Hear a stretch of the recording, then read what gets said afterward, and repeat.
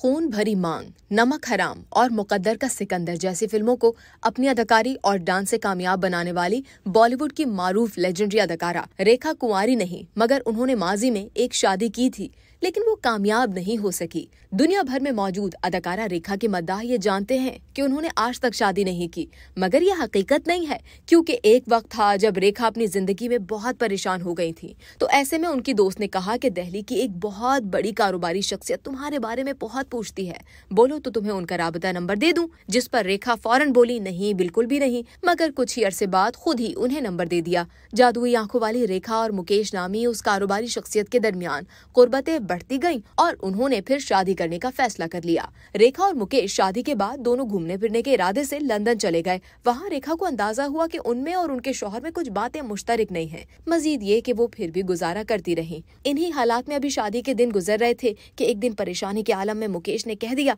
कि रेखा, तुम्हारे अलावा मेरी जिंदगी में कोई और भी है। ये सुनने की देर थी कि रेखा जैसे अंदर से मर गईं और सब कुछ छोड़कर मुंबई वापस भागी चली आईं, जिसके बाद अपने ससुराल वालों से भी दूरियां बनाने लगी। इन सब बातों के बाद मीडिया पर चलने वाली खबरों से मुकेश दिल बर्दाश्ता हो गए। वाज़ेह रहे कि इस हवाले से कई खबरें गर्दिश करती नजर आती हैं कि इन दोनों का ये बंधन 1 साल तक चला, तो कोई कहता है कि ये दोनों सिर्फ 3 माह तक साथ रहे।